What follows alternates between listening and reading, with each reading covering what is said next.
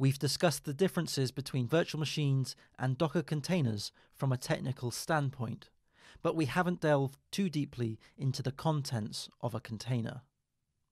As we know, containers are not set up in the same way as virtual machines.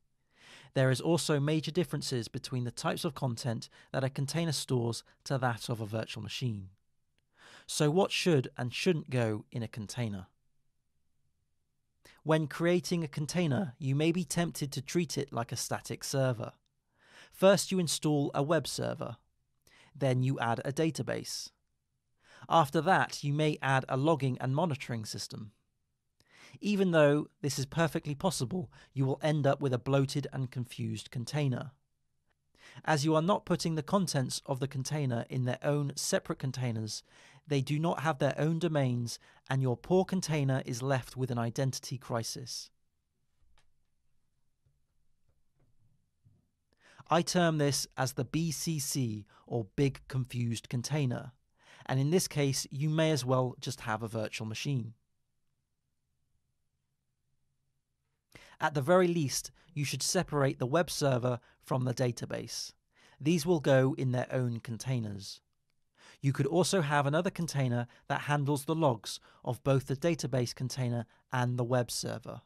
The log storage could be bind-mounted from the host, or it could be in a Docker volume. We will discuss persistent storage later on.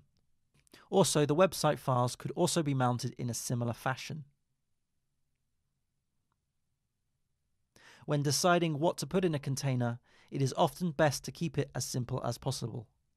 Ideally, a container should handle only one process in the wider system. If there are services that depend on another, then it's best to separate these into individual containers and use container linking as a means of connecting the containers together. For instance, a database-driven website needs both the web server and database to function. But data storage and serving HTTP requests should be treated as two separate services and therefore should be housed in two separate containers.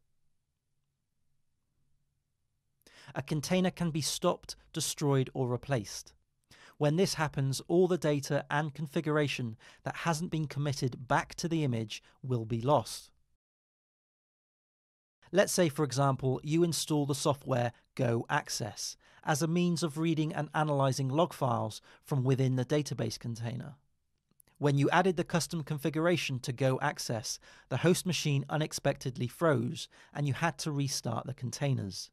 The new containers will not be aware of the configuration or the installation of Go Access, and you would lose some data and time. So it's important not to store the data in the container and instead store the data in Docker volumes. A Docker volume is a file store that can be shared amongst containers. You can also bind mount a host directory into a container. The topic of file management in Docker is quite a big subject, and we'll be looking at storing data in Docker in far more detail later on in the course. Another important point that I would like to make is around storing security credentials and service configuration within the container.